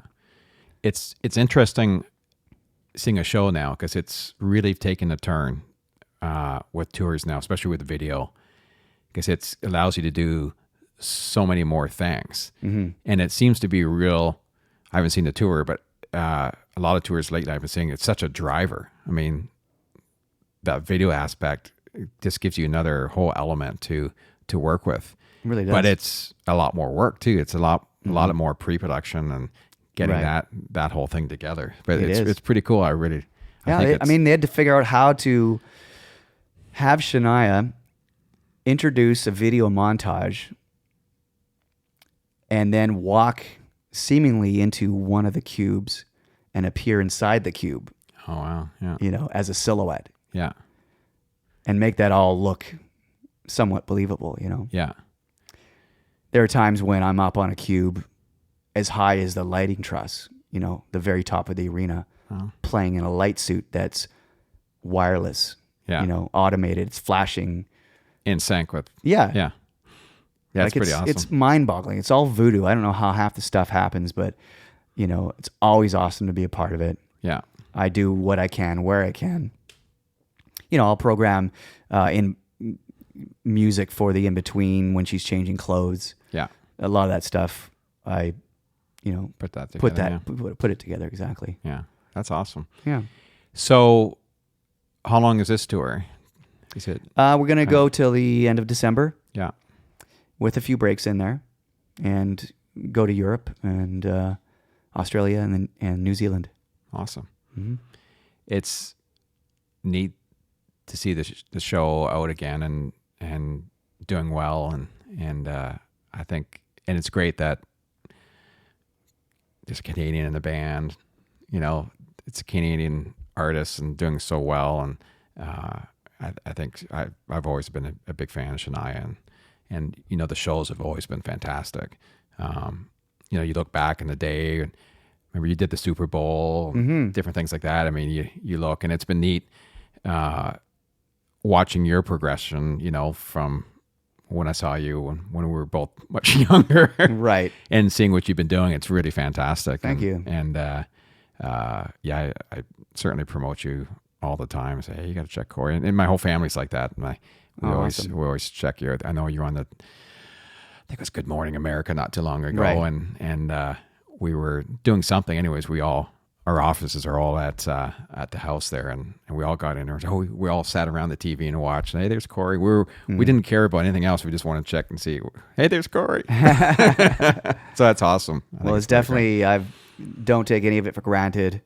And, now I'm part of a band called Toque. Yes, Do you know about Toque? That. Yeah, I've been following, but you tell everybody what that's all about. Well, so me and two guys from Slash's band, like Slash from Guns N' Roses. Yeah. I've known the bass player for Slash since I've been like 13 years old. Yeah. When my family band would play at some hotels where there was a rock bar and a country bar, and he was playing in the rock band. Yeah. There. So we did a lot of partying early, and the drummer, his name's Brent Fitz. I didn't know, but he's from Winnipeg, another Canadian guy. He became friends with my brother because they all live in Vegas. Yeah. And my brother connected us, and he called me up one day and asked if I would do a cancer benefit in Winnipeg with Todd and himself. Yeah. And we would hire a bass player. Todd would play guitar. And the bass player was Spider from Street Heart, Tom Cochran. Yeah. The legend. Yeah. Ken Sinave. And so we played this benefit, and we had so much fun. And we decided we would only play Canadian classic rock tunes from the 70s and 80s. Yeah. And so we learned like 2 hours of Working for the Weekend and Bryan Adams and Queen City Kids and Street Heart songs. Yeah. And we had so much fun with it. We did it again, I think a couple years later, along with some other gigs. And we would just joke, like, we should do a record. Yeah. Because so many people, like in our international fan community, don't know these songs or these bands because they never went outside of Canada. Of course, everybody in Canada knows them as hits, bona fide hits. Yeah. But the rest of the world doesn't know them. No. So let's redo these songs, which are perfect in their productions now. Just give them more of a modern mix, and redo them and introduce them to another audience. So we put out Toque, our first Toque album. Yeah. And the album is called Giver. So who came up with the name? I think it was my wife or myself. Oh yeah, it's everybody, a perfect name. Everybody just put in a lot of names. We were called Cover Boy for a while. Oh yeah, that's great. That's a good one too. I think Toque Heads was another one that we were throwing around. Yeah. Anyway, Toque stuck. Yeah. Because it was perfect because we're only going to do these songs from Canada. Yeah. Celebrate the Canadian music. So we put out our first record called Giver. And if anybody's seen we're always celebrating Canadian heritage wherever we can. And it's the album cover have you seen the album cover for it? Yeah, I'm pretty sure I have. It's our name peed into a snowbank. Oh no, I haven't seen that then. No, that's awesome. Which is something every boy has tried to do. Yeah, I've done that once in Canada, once or twice, or maybe 4 or 5 times. Now, so we had our merchandise guy, take the photograph and try to perfect peeing our name into the snow. That's great. And eventually he did a really good job of it, and that was our cover art. Oh, awesome. Now we have a new album that's just about to drop. It's done. We just have to do the artwork and figure out our release strategy for it. It's going to be called Volume Toque. Okay. That's perfect. And we're trying to figure out what the artwork's going to be for that. Yeah. Don't know yet, but it'll come to us eventually. And when it's ready, we'll put it out. It's got a lot of great tunes on it. I think 13 songs. And we even have some Rush on there this time. Oh, nice. Which is not easy to reproduce, as people know. And we just have so much fun. I just flew, actually, that's last night from doing a Canada Day show in Vancouver. From Toronto, after doing a Hamilton show with Shania, I flew all the way there, did the show, flew all the way back on a red eye, and here we are talking right now. Yeah, and you get back to the tour. Yeah, and then tomorrow we have a show in London, which is close to your stopping grounds, I think. Yeah, it's pretty close. Cool. So it must be neat doing your own project, right? Yes. Doing Toque is something we definitely aren't making money at. Yeah. But it's a labor of love. You never do at the beginning. No. And everybody that sees it loves it. Yeah. We have so many people that just want to be a part of it, just for the same reasons that we're doing it. Yeah. It's like they love these old songs. They love everybody involved. And, most of them, they're all like professionals on their own, at what they do. Yeah. Right down, to the merchandise guy who did the album cover work. And our manager is very experienced. He's not getting paid much, but he's really into the project. And the sound people that are involved do it for very little money, if not for free, just because they love the songs. They love, Todd's such a great singer. It's a joy to mix him as a mix engineer. And I get up there with those guys and I'm beside myself because they're so awesome. Yeah. It's a privilege to be a part of it. I bet. Yeah. So what's the, you guys have putting together like a goal, long-term thing, where you want to do? Or are you just letting it go and see what happens?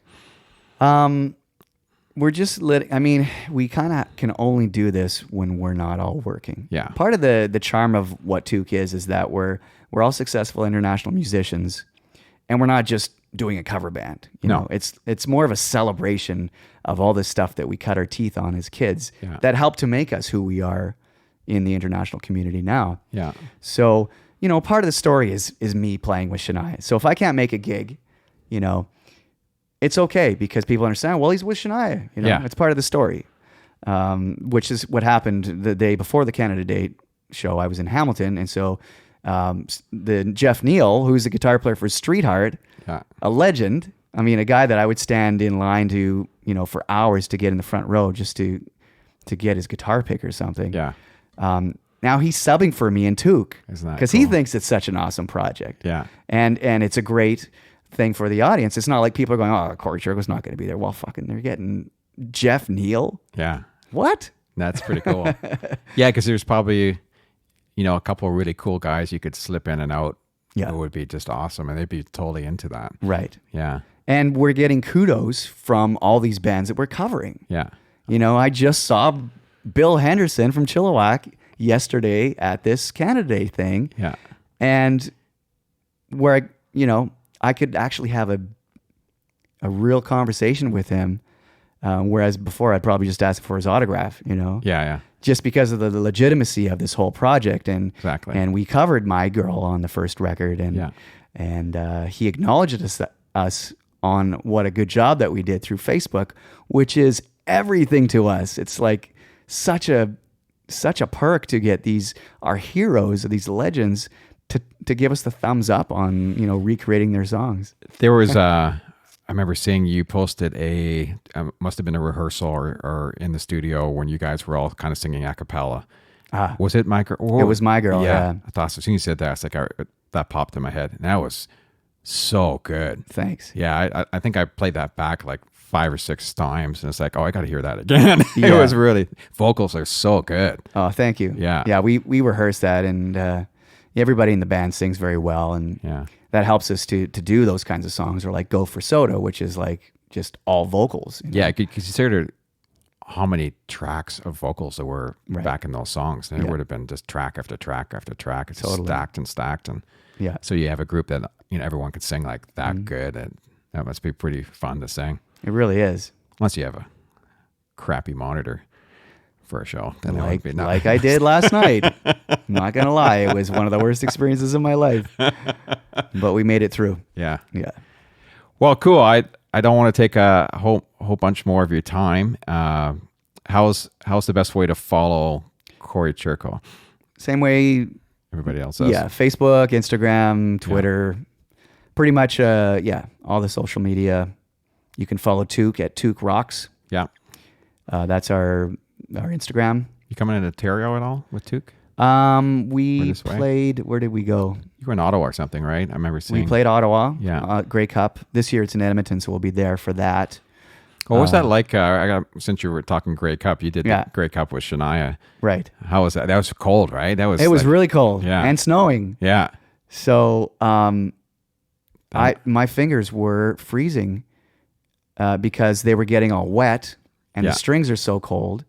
And then the next song, I had to play keys, combination of keys back to acoustic guitar in the same song, and the keyboard was full of snow, so my fingers would get all wet. And then I tried to play the acoustic, and I literally could not feel my fingers by the end of the set. It was brutal. Wow.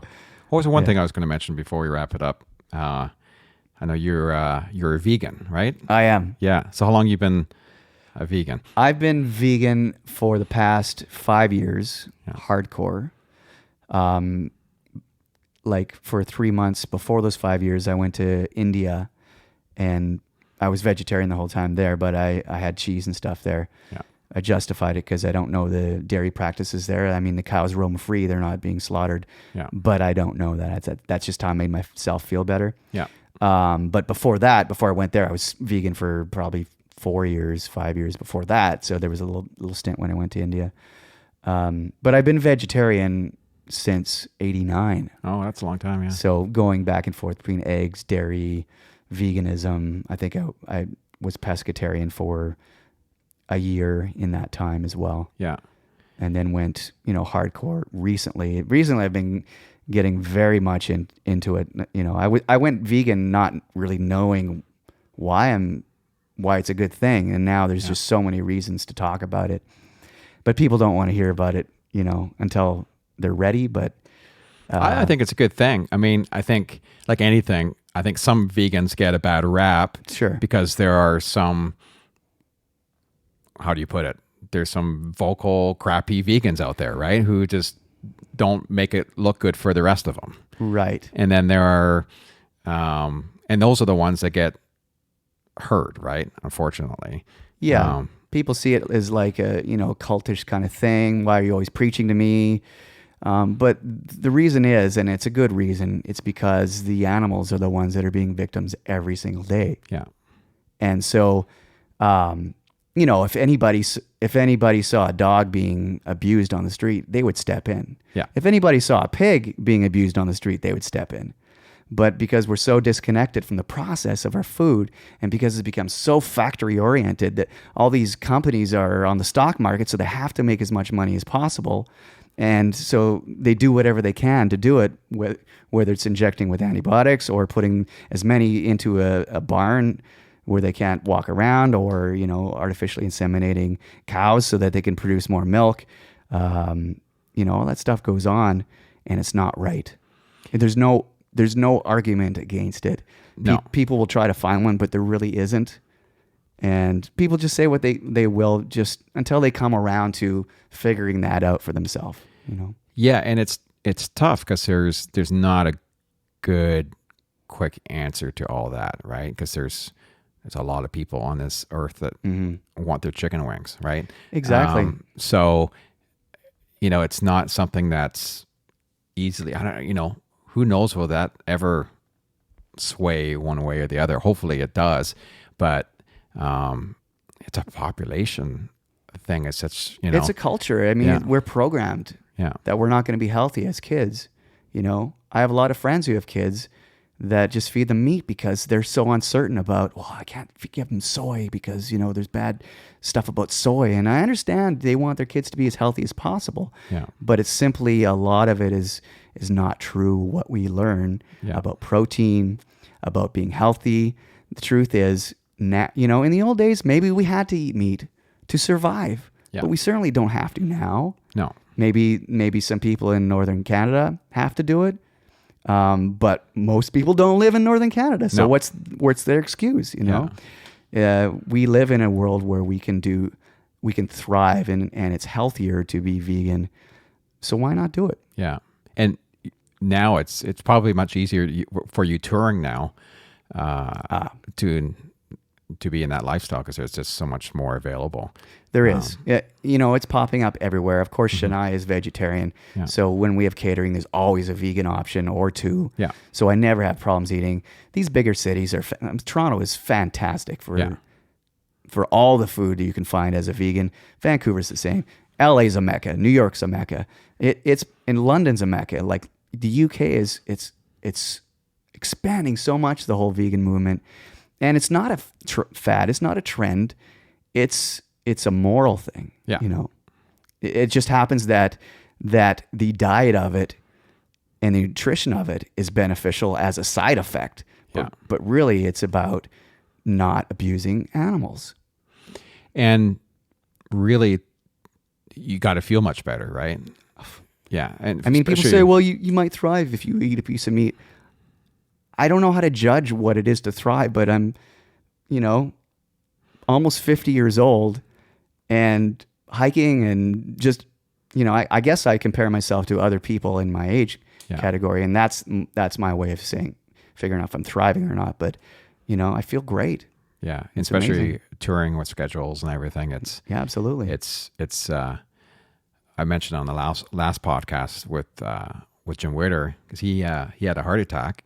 Oh, really? And he's had to change his diet.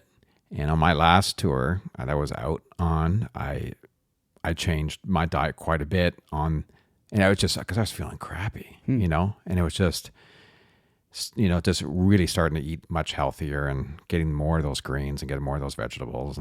And it really makes you feel so much better, especially on the road. Because you just, it's so easy to grab a McDonald's, or it's so easy to grab something that's, when you get back from a gig, it's late lots of time. That's the only thing that's open.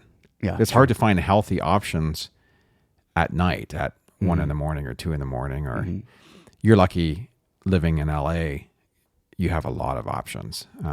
There's some really cool, just even we have Whole Foods here, but it's not quite the same. And just their options are much healthier, and you have, I just that alone is like, oh, I wish I lived in California. This is the food. Yeah, I mean, there's a certain amount of planning that you will learn when you go vegan, but really you don't have to change anything. You just have to stop eating meat. Yeah. There's enough protein in everything else that a non-vegan would eat. You'll be just fine. Yeah. The whole protein thing is a bit of a myth, and it's something that's been brought in by these factory farms to get you to consume more, and they can make more money. Yeah. And I can say that, as a truth, because I've experienced that. I haven't eaten meat since '89. Yeah. So how am I living? They say that your cells change every 7 years, like a complete, your cells die and you're a whole new person every 7 years. Yeah. So if I didn't have enough protein, I wouldn't be here. Yeah. Oh, for sure. So, so there's no reason to eat meat. People will use a lot of different excuses. But we're just so disconnected from the food that we eat. Yeah. We don't really realize what is going on out there. Yeah. Exactly. And we don't want to know. No. And I was that way too. I mean, I grew up doing nothing but chugging, 2 liters of milk with a rotisserie chicken from the grocery store, like caveman style, sitting watching Magnum PI. Yeah. And oh, the good old days. And I was doing it in those days, trying to gain weight, but little did I know I was on the Atkins diet. Yeah. Without knowing it, and I wasn't gaining any weight at all. But it's funny you should ask about this whole vegan thing, because tomorrow we are actually stopping on the way to our London show on the tour bus to go visit the Happily Ever Esther Farm Sanctuary, which is where Esther the Wonder Pig lives. Oh, no way. I don't know if you've heard of Esther the Wonder Pig. No. Okay, so this couple, I'm assuming they lived in Toronto or somewhere. Yeah. Had dogs, and someone asked them, would you like to adopt a miniature pig? Yeah. And they said, that would be awesome. Pot-bellied pig. They've heard that they make great pets and they're smart and everything, and trainable. So they got this pig, and it was just, they named her Esther, and she was such a joy. They fell in love with her, took her to the vet, just, everything that the dogs did. And they realized she was getting a lot bigger. And the vet said, she's not a miniature pig. She's a freaking commercial pig. Yeah. And she grew to 650 pounds. Wow.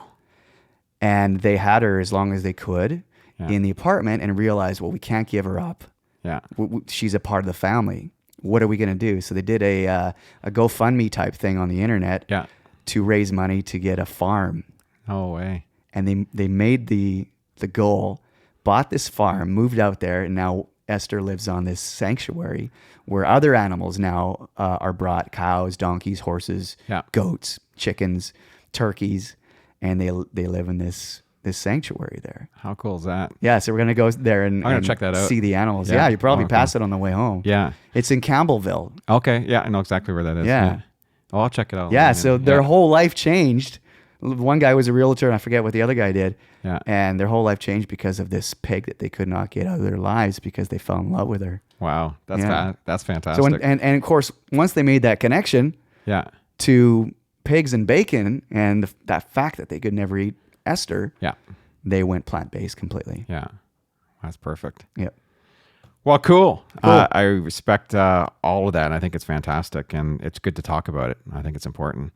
Thanks for bringing it up. Yeah. It's Cory Churko, and super glad that you took your time, and I know you're in a busy schedule, and I'm glad I had the time to come up and do it Right. too. And we should do it again, and next time you're through, and we'll catch up some more. Absolutely. And good luck with Toque. I think that's really awesome, and I look forward to seeing Toque when you're in the area, or if hopefully I'll be able to go somewhere and see it. Absolutely. Maybe you can sit in one time. Yeah, that'd be fun. Yeah. I mean, it's our goal to have people come and sit with us and Oh, yeah. and have celebrities, guests get up and play and sort of make it like a Ringo and Friends type thing. you Yeah, know? I love to. That's another Yeah. show I've been Well, thanks for wanting having to me, Darren. I see. appreciate No it. problem. All right. Goodbye, everybody. We'll see you next time. Thanks.